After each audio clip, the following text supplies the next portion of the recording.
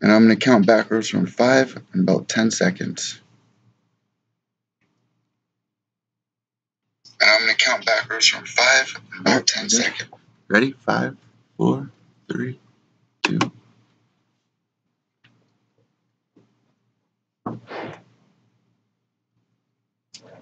What's going on, guys? Welcome back to Pure Evil MMA. I'm your host, as always, Evil Eddie. We got another special in-studio guest, probably our biggest guest to date so far on this podcast. We got Mr. Bill Vigil, and we've known each other for a while now, but we've never actually formally met. We're meeting right now for the first time, but me and Bill have talked before a whole bunch of times. He's actually the CEO of not only the Vigil Clan Entertainment and Ammo Fight League, but he's also a young entrepreneur from way back when, having his own bar, right? You had your own bar. You actually have like a music entertainment company that you guys do. And we're going to jump into all of that and so much more. Obviously, it's October, so I really want to start where people can really relate. What are your favorite Halloween memories that you got? Are you somebody that believes in the afterlife, ghosts, you like scary movies? What's your favorite part about October? October, Halloween, I guess, going out, man. When I was young, I used to love to go out and grab bags like a lot of us probably did back in the days, But I got 2 boys now, so it's all about them. So I get excited when the holidays come around, to take out my son trick-or-treating and all that. But, I have my holidays, and Halloween is one of them, Well, I think the best part about Halloween is when you're a kid growing up and you got Halloween, you got Easter, you got Christmas, or whatever holidays you're celebrating. Right. Halloween is one time you get to use your imagination and stuff. Exactly. So did you watch any scary movies when you're growing up as a kid? Halloween, I used to watch all those, Creepers and all that, Jeepers Creepers. It's crazy because my mom told me about that movie when I was young, before the movie came out. And it was unbelievable because when I saw the movie for the first time, I go, oh my God, my mom told me about this story. That, something similar happened to her growing up where I'm from, down south. So, Oh, you're not from around here? No, I'm not from around here. We're going to have to get I'm really from down south. But we can talk about that later. And that's where there's a lot of superstitions, stuff that down south. Yes. So coming up here and then hearing those crazy stories. I used to hear the stories all the time. This used to happen, regularly down. I'm from South America. Oh, you mean South. You don't mean Texas. When someone says that they're from South, I go, no, I'm from South. No, not South Connecticut, not Texas. Yeah. No, South Africa. Okay. So that's they didn't even celebrate Halloween or anything down there. So coming up here was probably right. I got introduced to all these holidays when I came up here. I mean, I came here when I was a baby, but I've gone back since to visit relatives and all that. But have you ever experienced anything creepy or anything that you can't explain? Because we're doing a Halloween. I can tell you a lot of stuff like that, but you probably think I'm crazy. Well, no, I'm not, because we've actually Justin Sumner, Justin Sumner. Yes. He was coming. He was like, man, I don't have any ghost stories, but there's this one thing where I was being held down by a demon. I was like, what do you mean? That's a great ghost story. What happened to him happened to me. Oh, sleep paralysis, something like that? Where you explain bring us through it. My first home that I purchased, I purchased it in a small town near the reservations. Bring us through it. And in Connecticut? In Connecticut, okay. Near the Pequot, the Golden Pequot Reservation. Okay, it's in Colchester. New home, we moved in, and we started hearing a lot of, weird sounds coming from all over the house, like creeping, walking, footsteps and all that. And I used to tell this to, at the time, my girlfriend, and she goes, "Oh, this is your imagination," or or you're doing something you should be doing. We always try to brush it off, So weeks and months go by, and I keep hearing all these creakings. It could be, my wife says, could be the house just creaking because it's new, settling and all that. And one night I'm in the room, and my bed starts shaking. I'm not exaggerating. I'm not lying. It started shaking. I freaked out. I ran outside the house. I called my girlfriend. I go, babe, the whole bed just shook, and then she goes, were you drinking again? I said, I swear I wasn't drinking or nothing. Well, that passed. Months later came by. My buddy was visiting. He stayed in that same room where that happened to me. So you never went back in that room? You're like, that's the guest room now. I had 3 rooms, and that room was out living for me. But everyone who ever slept in that room, Eddie, encountered that same situation. That is so, like, nothing like that happens until you're living in somewhere it's like Indian reservations, which is like what you're saying. Like here in Connecticut, guys might have heard of like Haunting Connecticut. Yes. There's the Mohegan Sun and like all the old Indian like folklore and stuff like that. And I believe in all that stuff. Like I wouldn't mess with any of that. I do too, because I'm going to tell you, I experienced it. Okay, and I found out so much information after that because I looked into it. I guess the type of spirit or ghost or whatever you call it was what they call a gray ghost. Which means what? Because I never heard of that. I've heard of like orbs. I've heard of. I guess this was a playful one. It wasn't something that was going to come and terrorize you, and terrorize you. It was shaking your bed. Right? Yeah, but there's some incidents you see on TV and you hear about where these people, are like trying to murder you. Maybe foreplay or something, like shaking the bed. I mean, I'm telling you, man. There's one. This is the weirdest part. Like I said, my girlfriend didn't believe me. She said it was just my imagination. And one day I get a call, and she goes, babe, I believe you. I go, what do you mean? She goes, the ghost. It happened to me. I go, what do you mean? She goes, my grandmother's music box started playing. I go, so? She goes, there's no music mechanism in that music box. So she ran out of the house too. It was unbelievable. So after that, believe it or not, I went to go talk to a priest about it. Cool. Well, just to let people know, Ed and Lorraine Warren are actually from Connecticut, who are like the ghost people. So there's a lot of people around here that are familiar with stuff like that. Yeah. So who did you reach out to? How did you find a priest that knew anything about that? I went to talk to my mom about it. Okay. Because she told me all this because she was a true believer. I didn't believe in none of that stuff at all until it happened to me. And then when I talked to spirit, they go, well, there's types of spirits that just roam, certain areas. This could have been, an area where the Indians, had ceremonies or burial. Well, up the road, there was a burial area. Okay, you don't know how they developed that whole area. They could have developed where where my home was built on, But what he did is he went there and he did his little prayers in all the rooms. He put the holy water and all that, and that didn't work. That didn't work. What happened? What we found out later on is that when we spoke to this other person, they go, "Did this happen from day one?" I go, "No, it didn't happen from day one. We moved in, and like 6 months later, it started happening." So, the person said, "Well, what changed in 6 months from the day you moved into that?" Well, we started buying a lot of stuff. I've heard of stuff like this before, and it makes so much sense, like the haunted collector and like haunted dolls and stuff like that. Eddie, we started buying stuff. We didn't buy new stuff because we didn't afford nothing. So we were going to like tag sales, flea markets, and all that. And we picked up this old clock, this mantle clock. It was from an estate sale. Well, the woman, when she passed away, the kids sold their stuff. Well, I took that clock home. Right after this person told us that, it goes, if it came from someone that, had something, that was very passionate and close to this object, it could still be there. So, what we did? We took that clock out the house and it stopped. Well, just fair warning, in case I die, no one take my iPhone because I'm coming back for it. Seriously.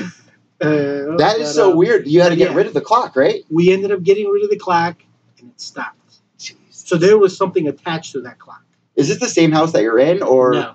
This is a different one? That was gone. The house is gone. We're in a different house now, and we don't have no problems. But yeah, I'm a true believer in that because I've lived it. I experienced it. That whole experience probably lasted for close to 9 months. Wow. Yeah. That's 9 months too long for me. Yeah, exactly. That's 9 months too long. But it is what it is. But that's my story with my Halloween story. See, that is perfect because what I'm doing is actually I'm going to be having like a whole bunch of fighters, MMA media, whatever, have their stories shared. I'm going to put them all together, compile. Mm-hmm. So now we're going to take this clip and put it on that. So that's a really good story. And I've been experiencing a lot of weird stuff in my life, but like always brush it off until like you can't anymore. You know what I mean? Right. So I can't wait to share some of that stuff. What about Ouija boards? Did you ever let your kids play with like a Ouija board or anything like that? I fear the damn thing. So have you ever played with it before or anything? Yes, like that? I did. When someone introduced it to me when I was a little child, and then someone said to me, "That's the devil's toy," and that was it. I stayed away from it after that, So I only had one, encounter with that. So no, I've never played with that.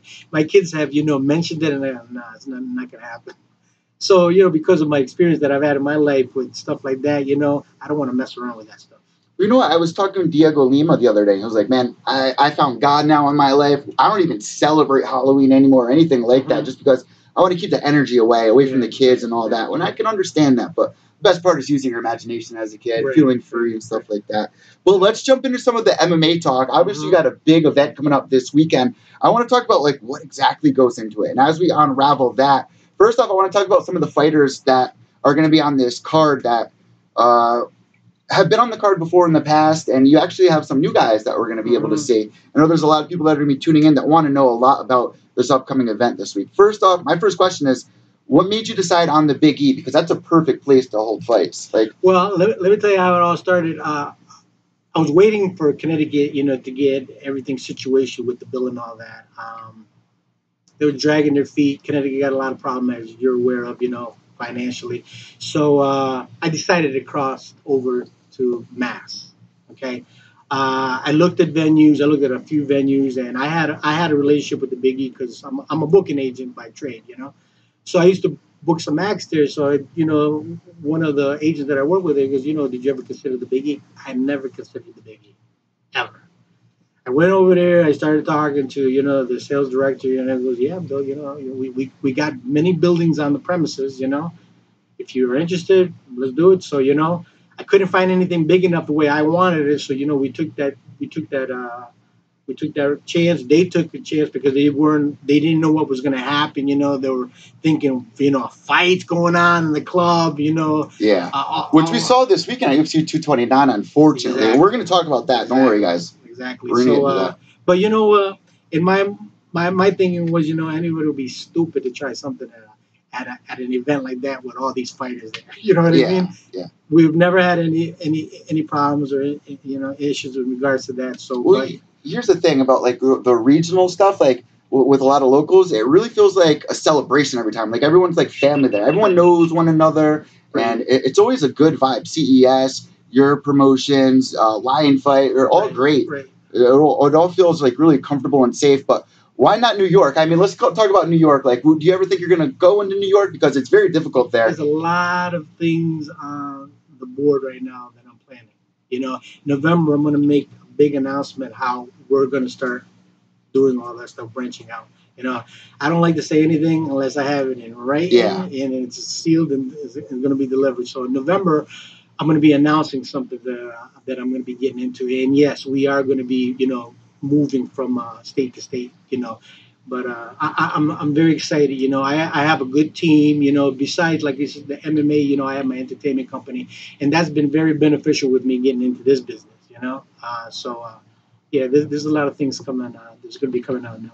One thing I really think is awesome is that you guys are doing more grappling, which I think is becoming more of a bigger hit. Like people are getting into bare knuckle boxing, people are getting into grappling more. EBI is opening up a whole new thing with like people just being like, "Wow, I really enjoy this." What was your decision to like start doing that? You're going to have four grappling matches, 13 MMA fights, which 3 of them are going to be titles. Right.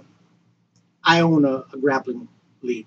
Well, you actually train with Hoist, and we're going to get into that as well. Right. The thing is, when I started AMO in the state of Connecticut, we didn't know it wasn't legal.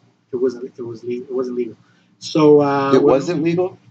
It wasn't legal. You couldn't do any kind of striking or anything. If you see like the boxing promotions that are currently here are grandfathered, you know what I mean. But any new franchises that want to do something, they're not going to be able to. So when we did that, we then inquired about getting a license because no, there's no commission, there's no body to oversee something like that in the state of Connecticut, And so we tried to advocate with a few of the senator people that we knew, friends of ours, to try to push it to get the bill passed and all that. We finally got it pushed, but there was a clause in there. There was a workman's comp clause in there. There's nobody except someone that had money in their pocket could afford to be able to afford the workman comps for every single fighter that you're going to have in your car. Okay, it wasn't financially, Pretty much all the fighters are independent contractors. Like you wouldn't financially be able to support all of them throughout the years. Basically in a nutshell, what you're saying. When I looked into it, for a policy for one fighter, it was like $4,000. Wow.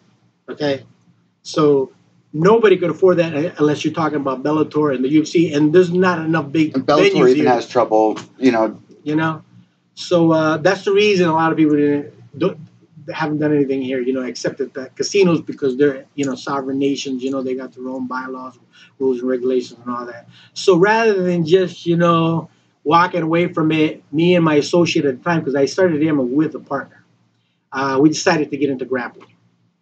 We've been doing grappling going in. This is fourth year, and it was a struggle in the beginning. Let me tell you, because the other franchises out there that are big. Why go to this little independent, grappling thing? So I started doing things different. You have to put a spin to anything to make it stand out. So we started doing challenges, super fights, and all that. Today we don't have any problems filling our mats. So because of that, I decided to incorporate grappling into my MMAs since I've gotten to that point. And every grappler that you see into that cage is a divisional champion of my grappling league. Mitch Raposo. He is one of the biggest names. I want you guys, if you guys go or watch Ammo or know anything about the East Coast scene, keep your eyes on this kid, Mitch Raposo. What do you know about Mitch? How are you able to get him on here? Mitch, believe it, debuted at Ammo. He did it. He had his first fight at Ammo. His coach, good guy, friend, contacted me. He says, "Listen, I got these fighters. We paired him up, and he went in there and his first fight, he won. And as you can see, he's continuing on his reign, and he's 5-0, and he's coming back to fight the opponent that he beat at Ammo. But." Time goes by, people learn from their mistakes. They develop, on their techniques. People like redemption. People love redemption. So, when I had Mitch on there, I was approached by Dave's team, and he goes, "I want that opportunity. You know what? I'm a fair guy. Why not? It happens all the time, so I'm going to give him that opportunity." So Dave and Mitch are going to face off again for the title at Ammo, So. And the first time was MMA or grappling? It was MMA. It was MMA. So this is really interesting. Yeah. And you were talking about making it more interesting because you got to do something different. We're seeing with like PFL, they're doing like scoring and stuff like that. They're doing Bellator right now, they're doing Grand Prix. Right. What are some ideas in the future that we'd be able to do Grand Prix or what do you think about the point system? Because even though it's a little confusing, it's interesting. Yeah. It's different. Yeah, it's different. We've discussed a lot of stuff. Since I'm in the entertainment business, the music entertainment, I'm thinking of incorporating both of those into a show. What do you mean? Expand on that. Like bringing big names. Like at the UFC did when they brought UFC 189, Sinead O'Connor and Aaron Lewis. Yes, it's like that. Snoop Dogg. I have that capability of doing that. Is where the nightclub meets the fight club. You know what I'm saying? That kind of stuff. And that's a really good idea. Yeah, we've been kicking that around. I'm just waiting. Last year was my first year. I'm going to be going into a new year. The new year, we've already done everything we could for this 1 year of me being in the MMA circuit. So I think now we're going to incorporate. I've also been in discussion with a lot of other venues. One of them happened to be the MGM up in Springfield, that I've had a relation with them in the past. They're very interested in me. Matter of fact, they will be in attendance at my show. So to see how everything goes, because at the end of the day, talk is cheap.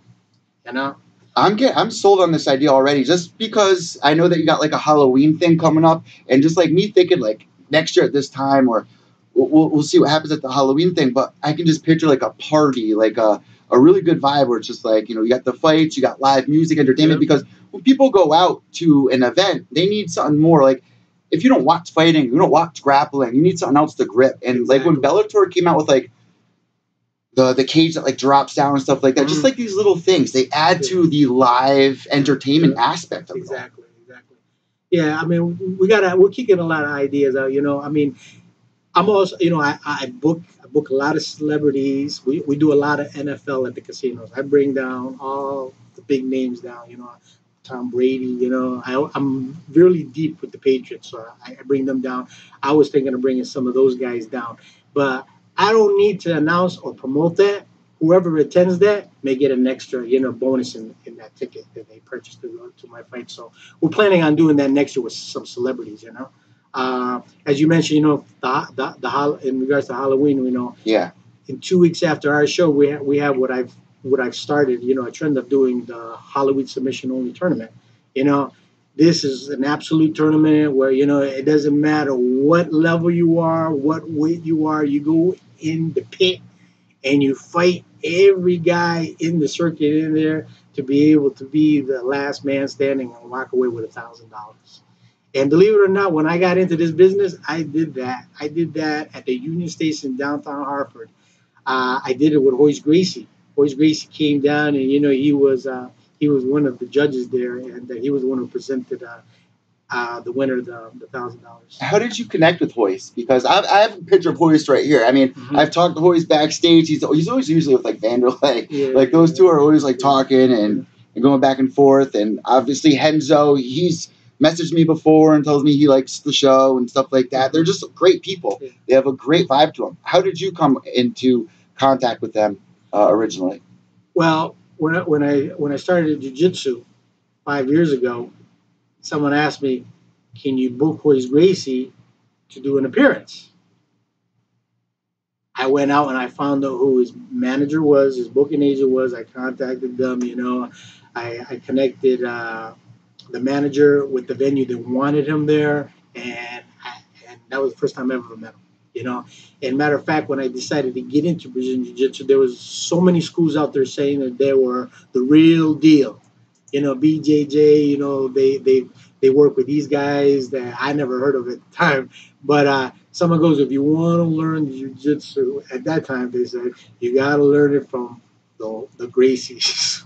So I was looking for a school that was affiliated with the Gracies, and I happened to find the Hoist Gracie Academy in West Hartford, owned and run by someone that no longer does it, but I've been training under that affiliation ever since. That's a big thing with like anybody that doesn't really know too much about the jiu-jitsu scene or anything. When you go to a gym, how do you figure out like the lineage and know that it's like a legit gym? Exactly. And that's what I did. I wanted to inquire because if Eddie said, "Oh, you know what? I'm a black belt in Brazilian Jiu-Jitsu," I mean, I want to know who's your instructor, or or your master, because I took American Kempo for over 11 years, and I met the man who founded that art, and my instructor was trained by him. So, I mean, I did the research on it. So when I got into Brazilian Jiu-Jitsu, I also wanted to know, who was my instructor and master, and that's how I got into the sport, going to that school. Did you ever hear of Bullshido? Like Yes. back in the day when they had like the. Matter of fact, my instructor is a master of Bushido.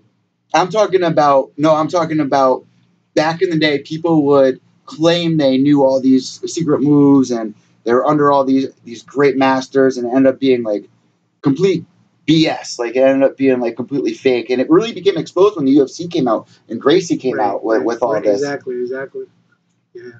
When you were back, like when you were a kid, they used to have like these comic books, and they would have like Master Gen and stuff like that. You send away and become like part of like a clan, stuff like that. Yeah. And there's people that actually believe in it, and like I found like these rabbit holes on YouTube of it. You got to be careful out there with like making sure you're at the right place with the right people. I mean, I know a lot of schools today.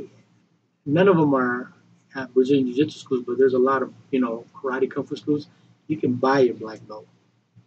You can buy your black belt within 1 year. I mean, and it's sad because a lot of people, they fall for that, and they end up paying those thousands and thousands of dollars just to walk around and say they're a black belt in their start. But in reality, they go on the street and they get in a fight, they're gonna get murdered.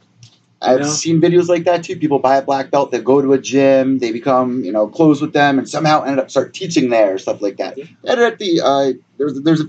I'll share a couple of the videos out there if you guys want to get into it. But I want to talk about something. Is ABBA going to be at the event? Did I see ABBA's going to be there, or what is that? No, that was a joke. The joke was that one of the fighters said, "Who can I contact for my walkout track?"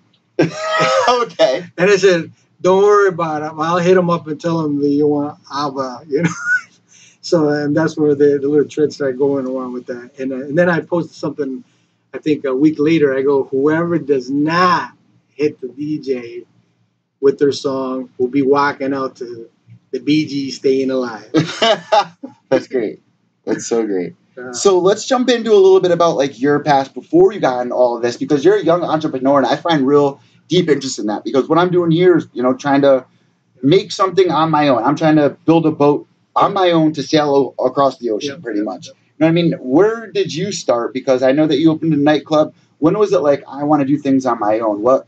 I've always been in the entertainment business. I was a child actor singer.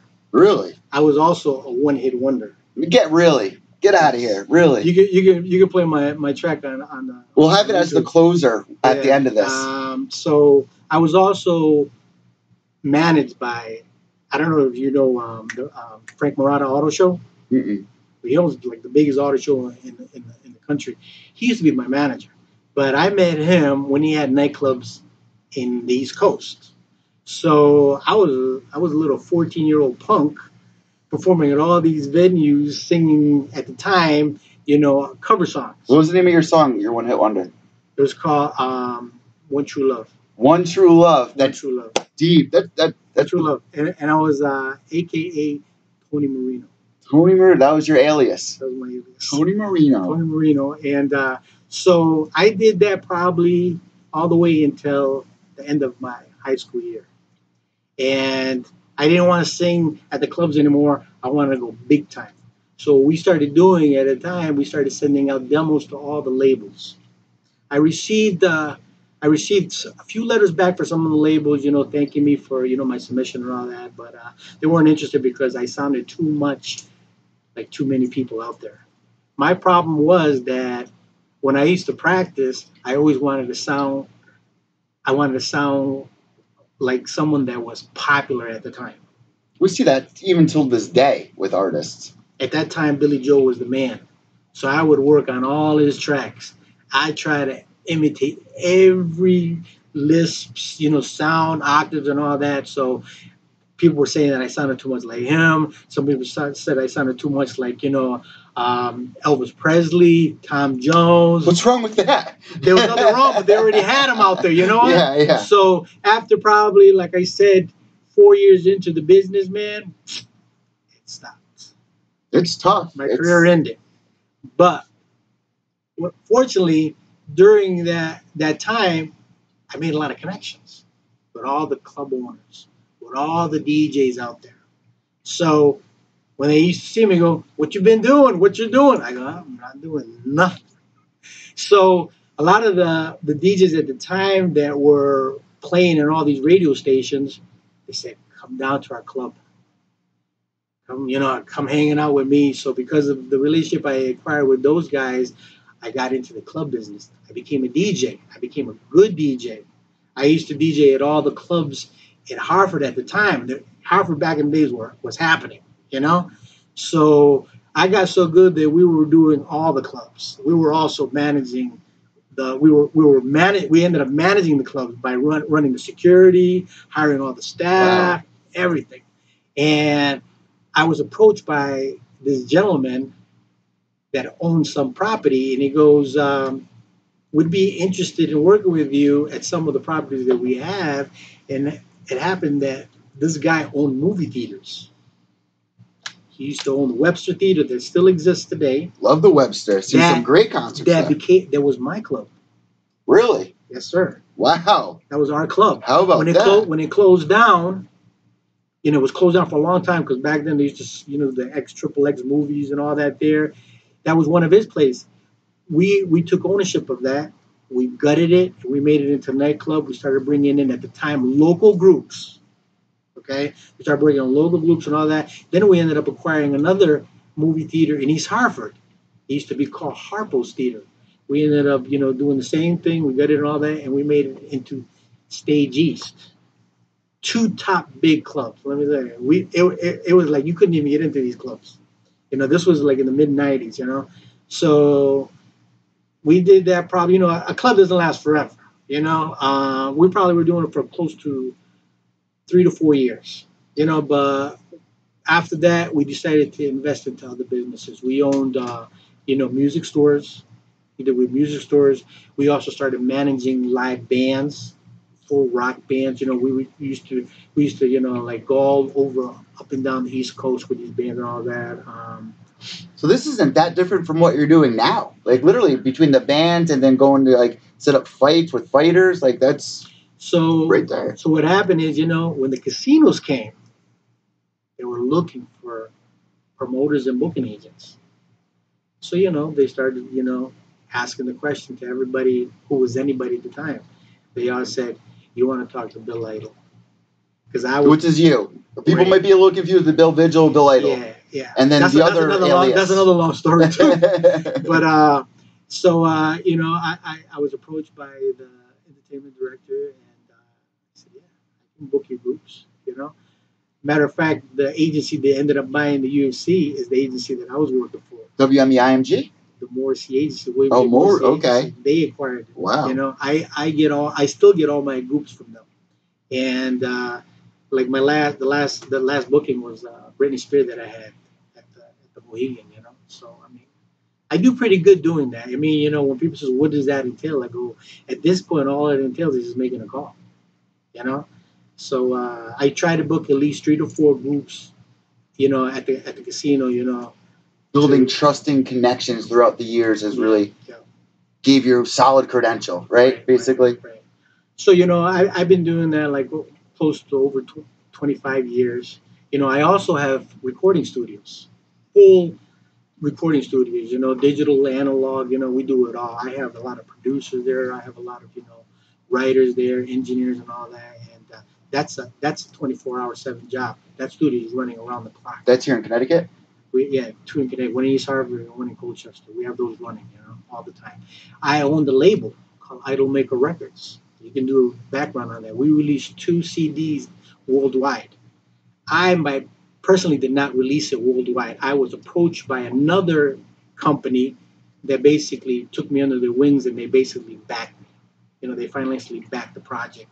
And after 2 years of doing that, I'm going to tell you, there's a lot of work that you have to put into creating a CD, an album with multiple artists. So No, I've been in bands. It's hard to get everybody on the same page. exactly. Really. You start with one group, and their heads get like that when they get a little smidget of fame in us. So it was crazy, but today we produce singers, but we don't manage singers anymore. We don't release singers anymore. That's my passion. Music is my passion. It's always been my passion. Second is martial arts. I grew up being a psycho Bruce Lee fan. You know what I mean? I I started taking, at the time, Taekwondo, and then I got into American Kempo. Back then, they didn't show you discipline and respect. So every time I went and learned something different, I would go to school and test it.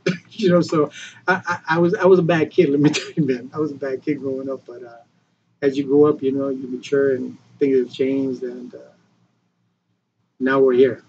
You're talking about honor and actually, I don't want to jump right into this subject, but since you brought it up, I think it's perfect. You're talking about honor and respect and stuff like that. This weekend, we saw Conor versus Habib, and then we saw what happened unfold afterwards. Now, what did you think about that? Because there's people out there that are saying it set the sport back 20 years. I don't know if I personally believe that, because I feel like what Conor did before that was just as bad, if not worse. He did the same thing with Aldo. Yeah, he jumped out of there, got in his face with his wife. Yeah. Okay. I like both of them. I can't say I like one or the other, man. Conor is a very intelligent businessman. At the end of the day, he can fight 5 more fights, and if he loses them all, as long as he's still fights, the winner. They will come. Yeah, and he's still the winner. Okay, I heard that he's retiring. He's retiring as a 6-figure multimillionaire. So he did what he had to do. And it's sad that a lot of these fighters that have been around longer than him are not at his level. I've advised a lot of guys in this business, man. You gotta, like we were talking about earlier, you gotta stand out. You gotta be different. Because if you're just part of the norm, you're not going to be known or recognized or even thought of. Here's the issue I've just started realizing with that after this weekend. It's like, it is great to stand out, even in like journalism, anywhere. It's great to like stand out and be your own flavor, especially in this industry where we're trying to like grow the sport and stuff like that. But some people take that and they take it the wrong way, where it's like, this doesn't mean mimic Conor McGregor or start acting violent or calling people out on social media and acting like a fool. Like, be yourself. Like Derek Lewis this weekend, we saw him be like, just being himself, saying funny stuff. Like, you don't have to mimic Conor McGregor. That's not what people are saying when they say be yourself. Look what Conor's doing, what he was able to build. People take it the wrong way. You know? So is that something that you're looking for in fighters, like when you go out to like match these fights up? Because, you know, the whole Mitch Raposo redemption story and stuff like that, that's really interesting and deep. Like, how do you find these fighters that, or do they come to you? How do you do the matchmaking and stuff like that? I'm a fair guy. You know, I'm not out there to hook anybody. I'm not out there like that. I'm very fair. You know, at the end of the day, man, what I do is I propose a match, and it's up to the fighter and the camp to accept it or not. I'm like I said, I've been there. I've been where those guys are, you know, but there was nobody that was helping me. So that's where I'm not in the fight game, where I was never back in the days. Believe me, man, let me tell you, man, if this sport started back then, I would have been in there. I would have been a badass. Well, that's why I like the grappling aspect. Like, even with BJ Penn, I was talking with James McSweeney about this. Like, I'd rather see him do grappling now than fight in the octagon again. I'd be more excited to see him grapple, you know? I mean, grappling has got its own community, its own fan base, you know? I mean, when I started putting the shows together and started, you know, introducing that into it, I started getting a lot of talk about saying, oh, that's not an MMA show, that's not a good, you know, card. And you know what I say to them? I told them, F off. You know, I went to reality fighting. That place was packed early in the night because the grappling was going on. It was literally packed. You gotta go what's out there. You know what I mean? It wasn't fair, you know, that they were just, you know, in their little world, and then you're MMA. So, you know, put the best worlds together, man, under one roof. You know. So we're talking about like being different, promoting yourself. What would be too far for one of your fighters? Like, you know, if they did something like what happened this weekend, how would you react? How would you handle that situation? Matter of fact, that did happen in my last grappling. Wow, really? Oh my. Bring us there. It was probably worse than what you saw there. Bring us there. Paint that picture. Well, it was a misunderstanding. There was an event, you know, we were doing a challenge, you know, the last two guys, you know, and they were going at it. And what happened was, I guess the kid that was on the bottom was getting choked out. He started tapping, but he wasn't tapping on his opponent. He was tapping on himself. Oh. So the kid didn't, right. So the kid on top was, you know, like... He had no idea. He didn't have an idea. Well, the kid underneath's parent lunged at the kid on the top, threw him off, and you should have saw these two arms come in like this. Right in the center of the mat. But, you know, security, everybody went in and squashed it up. I knew both parties, man. I go, you know, relax, you know, I got stuff from both sides. And then, you know, I said, listen, it was a misunderstanding, you know, I tried to explain to them. Matter of fact, they, at the end of the day, spoke it out. And then, you know, it was a misunderstanding. Because I told both of them I would have reacted the same way. If that was my son, and he turning blue, I would have lunged at that kid. Yeah. And if I saw someone throw my kid or my student, I would have jumped in there too. You know? So, you know, it happens, you know. But what happened, you know, with the McConnell fight, you know, it's like I guess he just lost it. As he even mentioned, you know, he wasn't sound mind. You know, there's incidents and times like that. And you know, you probably encounter a situation like that when you get into an argument or something. You're not thinking too smart. Well, these two guys are actually like in a fight. Like, there's so much on the line. Like, it's got to be, you're pumping yourself up. Right. So your adrenaline's going. That's why you need the refs and security and stuff like that. And you being like the owner and CEO, like, have to like realize that this kind of stuff is going to happen time and time again. Yeah. So, like, how do you set up? We're prepared for that. I'm prepared for that. You know, when that situation happened there, believe me, I was right in the middle. I went right in front of him, and I grabbed him. I said, listen, man, you can't be doing that, you know, because we have kids there, too, you know. Yeah. So it's like, you know, you got to show respect. So respect to the people there and respect to me, you know, and the league. So, I mean, they understood. They apologized, you know. They walked away, you know, peacefully, so we didn't have that. But, you know, there's going to be situations like that, you know, it's out of control. I mean, with the situation there, a lot of people said that they should have prepared for something like that. How could you prepare for that? How could you know that's going to happen, you know? I guarantee you, Conor McGregor's team and himself didn't think that was going to happen. Because as you can see, half of the people from the other team were in the cage, and obviously, where's Conor's guys? You know what I'm saying? So it'll happen. I mean, even like at the weigh-ins and stuff like that, like two guys that are training to fight one another, they get in each other's face, like stuff like that's gonna happen all the time. You got to have like the right security and stuff like that, which is why I find it so interesting what you do, because you are you're the puppet master of everything between the security, the matchmaking, having to worry about making sure the fans are excited and seeing a very entertaining fight. Like usually, if I'm at Lion Fight or something like that, you see Scott Kent running all around the place. Dana White's usually running back and forth backstage. Scott Coker, though. Scott Coker's the one guy who's just hanging out with his coffee. He's got everything under control, calm, cool, and relaxed. Have you ever met Scott? Yeah, I met Scott. What do you think about him? Because he also has an upcoming match on Scott's cool people. Friday. I'll be seeing everybody in Lions Fight is real cool people. They invite me all the time. They have shows there. I know Scott's there. Scott's here. Shout out Scott. They're good people, the people at Bellator, I have a good relationship with them, I've never met anybody from the UFC, but whatever. But, it's, as far as I'm concerned, we're companies that should exist for the benefit of the fighters. I created this platform for them to be able to show their skills and enhance themselves and to get to the next level, And I advise a lot of the guys, a lot of fighters that come to me, for advice and all that, and I give it to them, as best as I can. So, like, a lot of people be like, Ammo or Reality Fighting is like or CES. They're all feeder leagues into the big show. What are some of the big names that you think have come out of your promotion or pretty much out of Connecticut in last or recent? We can say Nick Newell is recently, Matt Bassett. There's been some big names coming out of Connecticut. Who do you know? Well, we can call Mike, out here. We got Mike Kimball. Mike, oh my God, I'm so happy you brought Mike up. Mike Kimball, he came he fought for us. He's a very, loyal supporter. He fought for you guys? Him and Jesse did, right? Yes, he owned the 145 amateur belt, at Ammo, and look at him now. God bless him, I hope the best for him, And we had Jesse there, Leon will be returning, on our first card in 2019, Leon Davis. Mitch just got signed by Tyson, Can't get a better management company than that, So there's a lot of talent in New England. A lot of talent, that. There's a lot of talent, and probably a lot of people don't think that, but there is. There's a lot of talent here. And hopefully, like you mentioned, our local promotions are going to help them get to that next level in their careers, and then be able to say, that they appreciate and they're grateful for this organization to get them there. That's how I would want to say that, Bill was a fair guy and he gave me this opportunity. I don't want nothing else. That's it. Like I've mentioned to many people, I'm not here to compete against nobody. I can walk away today and it wouldn't bother me.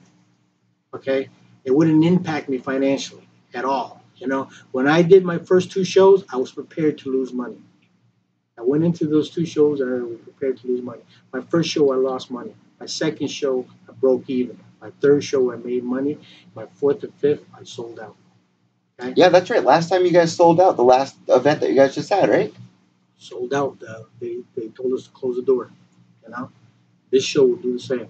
I mean, the ticket sales is like phenomenal already, online tickets. So I don't even know what the fighters, but the fighters they got a good fan base, so it's going to be a good show. Obviously, like every fighter, you got to be careful. Do you guys do like the background checks on them? Because this is, there's a lot of people out there. There's a lot of fighters out there.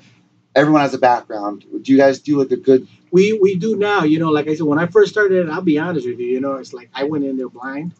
But slowly, people that they're already in the business came on. So Bill, if you have any questions, Matt Bassett, nice guy, man. Really nice guy. Nice guy, man. Off the record, he said, Bill, this is the way, it's done in regards to the pros and all that. And thank you, Matt. He taught me something about that. His coach Russell Leak, he came on board to help me. Kim Sturdivant was my first matchmaker, and then he moved down to Washington. So I mean, I've gotten a lot of people that approach me, but initially we were just trying to find guys, with the equal weight, the equal records, and all that to fight. But you're right, you got to do way more than just that. Because some guys could be suspended, some guys can have other stuff going on. They're not reliable, things like that. So we've learned now that we do that. We do that before we even announce them. Because the worst thing that we see sometimes is like when we're so excited for fights, and it happens at the biggest shows when they just fall out or fighters don't show up and stuff like that. It's just like, oh. I mean, it's gonna happen. You know, I mean, like when I did my first show, I think I had 10 fights. I didn't know that it's better to overbook, fights, because they're gonna fall off. Or someone doesn't make weight, or I had 5 fights going into it because 5 fights, fell off because of personal reasons, injuries, and medicals. So the day of the fight, Jesse couldn't fight because I guess after they do the post op medical review, he was dehydrated. I think he talked about that on our walkabout interview. As if I'm from Australia, our walkabout interview. But he was saying something like that. He got like mumps before one time. Like he's had some bad luck before in the past. He's had a lot of bad luck, trying to find opponents, man. Opponent dropping out and all that. I mean, I had a fighter for him for this time around, but he had an injury. So, but we're pretty good in finding fights for anyone. There's nobody that can say I cannot get them a fight because I've gotten everybody a fight. So you got 3 title fights on this upcoming card. Obviously, all of them are going to be really exciting. But which one are you most excited for here? They all got a different spin, a different flavor in their skill set. So I mean, I can't side with any one of them. I think they're all going to be great. I think every show that I've done so far, man, I have the people standing up, getting up from their chairs and the bleachers and all that. So I mean, I think this card here also is going to be the same. John Manley versus Isaac Steele. I'm looking forward to see that one. Isaac is no joke. Isaac 7-1 record. But I don't know if you know the history behind this card. I had 2 other opponents for Manley. Okay, before we came up to Isaac, that fell off. Wow. Yeah. So I mean, but look I got him a fight. Also, Saul Almeida, which everybody around here knows who Saul Almeida is, against Stacey Anderson. Really, honestly, I'd like to see Saul get back on his feet, get things start going again. I think everyone's they hit me up, and we met and all that. They liked what I was doing, and they saw that I was there for the fighter, and I go, I'm down to help you, man. Whatever we can do, and I'm going to be working with them, and whoever else wants me to work with them, So I want to talk about Christine Curtis and Louis Serrano in a second and jump back into this, but I saw that you went whale watching. We live pretty close to Cape Cod. I've done it before. Really exciting. You brought the kids. What was it like? How'd you enjoy that? We go every year to Gloucester, Mass. to whale watch. Really? Every year. I've done that since my oldest son. I have an older son. I got a 22-year-old boy. By the way, you dressed them nice too. I saw them the day before school. They're in suits at the bottom of the spiral staircase. I was like, whoa, big things right here. Yeah, my 2 boys, man. Just like my older son, he's a double major. Wow. He's biology and computer science. I'm very proud of him. Doesn't want to follow in dad's footsteps. And a lot of people go. You find that weird? I find that weird, and a lot of other people find that weird. But you got to understand, this kid's been around that all his life. Mm. He's met every single rapper that's ever been around. Okay, he's been in the studio with a lot of the guys that you've seen in concert and all that. But he's been around all his life. He's not interested in the music business. Got into the MMA, and my son is also a black belt. Wow. Okay? And he's a blue belt in jiu-jitsu. He's just not into it. And a lot of people go, would you let your son fight? I go, not really. I wouldn't let my son fight. That's funny because when I was growing up, my father was, hanging out with all the biker gangs and stuff like that. Like you grew up out by Hartford and stuff like that, and Bridgeport. I ran with the gangs. Let me tell you, man. We you're from the city. You have to run with the gangs, especially back in the day. Yeah, exactly. Well, I grew up around that that lifestyle and stuff like that, and a lot of it's misunderstood. A lot of those guys are really, really awesome people, but honestly, just being around that manliness for so long. I was just over it once I became a teenager. I was I don't want to live a mean, angry person or intimidate people in my life. That's why I'm I maybe call it Evil Eddie, but I'm so full of life. Yeah. Like, I don't know, there's something about it where it's like I kind of strew away, like guided away from like where my father's path was and kind of did my own thing. So I can totally relate to your son there. Where it's But like, you know what it is also. I evolved to my environment. I became my environment. I came from the city. You know, there was always fights at the school. It's like fight or get your ass beat all the time, man. So it's like I ended up standing up, and I probably fought like every other day. You know, so I came from the mean streets. But as I got older and I started getting into stuff and getting into business, and uh, I moved away. I moved away to the suburbs. My son was never around the environment that I grew up in. Hartford's really bad. It used to be really bad. You used to see, you guys used to probably see some of the episodes on gang related or whatever the gang shows are out Whatever there. you saw back, and if you're talking about the Dan Rather show, about the 48 hours, I don't. There's a couple of. well, I was part of that. I was all part of that. Really? Yeah, Out in Hartford? yeah, I was all part of that. Like I said, you had to, and also me being in the They had like entertainment bird business. calls and stuff like that to know if the Also, police were coming. also, when you're in the entertainment business, man, there's no getting out of being affiliated with them. It's like they would go into your clubs and they would tell you what they're gonna do. You know what I'm saying? Yep. And it's like, and how much they're going to get paid. yeah, And that they're going to take the room that's upstairs. reality. That's reality. A lot of people say, "Oh, that's fake." No, that's reality. Believe me, I've been in business for a long time. I dealt with a lot of people in my life, but it's reality, and I never had a problem. But but I was part of it because I had to be, because that was my environment. But I think I cleaned up good.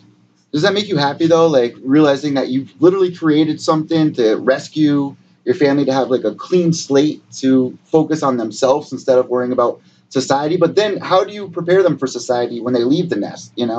Well, like I've spoken to my both boys, well, my older boy mostly about, it wasn't easy for me growing up. I go, I struggled, I hustled, to get where I'm at. I'm financially independent. I provide them everything that they ever need, and I paid my son's tuition right out of my pocket. So I mean, but I've always thought about that. I'm also now thinking like that for my younger son. You have to be like that, because you know what? I didn't have anything. I didn't have the opportunity that those boys had. So in my position today, I feel that I want to better them. Because you're right. Even with a college degree, it doesn't mean anything. It's that individual who's gonna make you or break you. And I tell them that. I go, yes, you're going to college. Uh, he wants to get in the medical field. I'm very proud of them, and I'm going to help him as much as possible to get him to meet that goal in life. And but I said, you're gonna get what you put into it. I believe that with everybody, and I've always told a lot of people that I've talked to. I go, you can do or be anything you want if you set your mind to it. I also believe that you gotta run your life like a business. You see, I always set objectives in my life, and if you set ETAs and deliverables, believe me, it will happen. If Eddie says that I want to be able to go national in 2020, you can make it happen if you create a plan. And I've done that all my life. And you know what? I've never ever failed in doing that. I've always met them because I knew that I had to by this date, and I do that, and believe me, it works. So people can't say, "Oh, you got it easy," because there's no such thing as easy, man. You got to work hard, man, for things in life, man. You got to hustle, man. And I consider myself a hustler, man.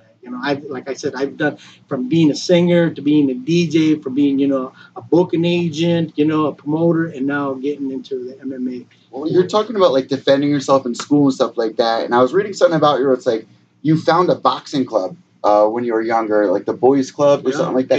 It was Boulevard Boys Club, yes, something like that. the North End of Hartford. Bellevue Boys Club. Bellevue, yeah, That's what it it was was. in North End of Hartford. Let me tell you, it was a bad area, but I was the only light skinned kid there. But I got into boxing, man. I couldn't move as good as a lot of those guys, but if I hit you, I would drop you. So I was at a Golden Boy, a Golden Glove champion, as a youth. But things, that they had in the city, man, to take the kids away from the gangs and from the street, So I had a hard upbringing, man, and I can't blame my parents because my parents, were also struggling, I come from a big family. I come from 6 siblings. Wow. Yeah. So did my grandmother. They all worked on a farm together. Like, the more of you together, the better support the family had, Right. But, every single one of us are all successful. We're all successful. I mean, I think so lots of times, when you don't have anything, you want something. So, you have to struggle out there and work a double as hard as the other person out there, So I want to talk about boxing really quick because one thing that people probably should ask you is, like, why MMA, why grappling, and not boxing? Where do you think boxing fell off in the last couple of years to be, like, the #1 combat sport? I grew up as a boxing fan. I loved the boxing. I had a biggest passion. Me and my dad, we would watch it every day, every weekend when they had it, because back then you didn't have to pay for it, And then slowly the big names, the Muhammad Ali, the Marvin Hagler, all those, they just remember those guys, Roberto Duran, those guys, they Joe Frazier right behind you. Joe Frazier, Ali, exactly. You didn't see them anymore. Then Mike Tyson came. He did his stint, man, and then he just disappeared. And after that, it's like it just started dwindling. And then they started having issues with the belts. I don't know, the unifications. And then they had one that wanted to go their own way. There was some that wanted to combine it and all that. And then the UFC came out. 1993. When I saw that, I thought it was a joke. When I saw that guy take that guy down, I go, that's a joke. And I thought that for the longest time, Eddie, until I went into, it was one of Kip's. Kip used to train. The announcer? Kip from Reality Fighting? Kip Kohler. Right? Oh, okay. The owner of Reality Fighting. He used to have a grappling training at the Wesleyan University. I went over there with a friend of mine, and I looked at these guys, skinny little guys rolling. I said, man, I'll hurt these guys. Yeah. As soon as I started grabbing them, they were like submitting me, bending me. I go, what the? And I kept saying, no, they're lucky. They're lucky. Yeah, of course. And I realized, I go, wow, this is different, So that's when I acquired an interest in this. So, but I started, like I said, there weren't too many schools back then, doing that. There was karate schools saying that they were showing you. That's the thing. There was schools with one thing. There wasn't a school with like mixed. Right. Yeah. There wasn't. There was kung fu, campo, taekwondo, all that. But then now today every school is MMA or Brazilian on Tuesdays. Yeah. So, kickboxing on Wednesdays, jiu-jitsu on Monday. So when I saw that occurring, and I said, wow, and I saw this small little guy, Hoist, taking these big old sumo wrestlers, black belt kung fu guys. Shamrock. Yeah. Shamrock. I was like, whoa. You remember that fight when Hoist fought that guy Kimbo with the big ponytail? He kept holding out. The guy was like 3 times his size. You got to look at that fight, man. That's a boxing classic fight too from UFC 1 with what was that guy's I forgot, Jim Jimerson, I think his name was. I don't remember, but I know you're talking about, yeah. So that's why I said, wow, I had to look into that because I always grew up as a striker. I used to love the kick and I used to love the hit, and I would always say, I would knock somebody out like that. But you know what? At the end of the day, today, if they close the distance, that ain't gonna be able to help you. So we were talking about like bigger guys. This is a perfect question as we get towards the end of this interview. There's a couple of questions I wanted to ask that has to do with like some of the relatively new headlines going around in MMA. Big talk. This is nothing new at all. Opening up new weight divisions. What are the pros and cons of doing that? Well, a lot of people, a lot of promotions, they do the catch weights because they can't find someone, in the weights that currently exist. So I don't have a problem with it. If anything, it'll be beneficial for everybody involved, Where you're seeing like fighters nowadays like really deplete themselves, like make a weight. Or... Yes. Well, there's a point behind all that. I couldn't understand that when I first started this, but now I do understand that. You fight at a certain weight where then you can replenish the fluids and get to a heavier weight and dominate. You know, that's the whole ploy behind that. You know, so but it's unhealthy too. You know, and I know the mass commission, they're going to start looking at that and also making some rules against that. You know, if you walk at 185, there's no way you're going to fight at 155. Yeah. You know what I mean? That's dangerous, as you know what happened last year with that poor kid, you know? Out in Ireland. One of Conor McGregor's friends actually just passed away. There's a kid, China. I mean, it's only a matter of time before it's somebody in one of the bigger organizations, especially when we see Cyborg and how Conor looked at 145. Yeah, like unbelievable, you know? So it's like, they're going to start regulating it because I've heard that. I already heard that in conversations. They're going to look into stopping something like that. So as we get towards the end of this interview, one of the biggest things I need a good clip for the Instagram.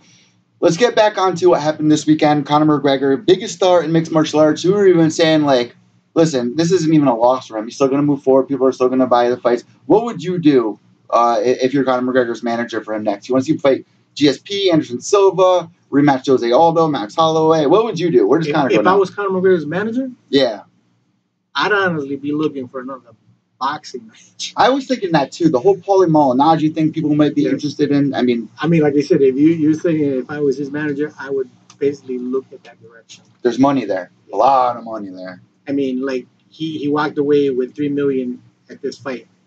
He walked with $50 million at the last fight, and that's not including the commissions off of the sponsorships. You know, there's the difference. What'd you think about it though? The McGregor Mayweather fights. Or the fight? What did you think about that?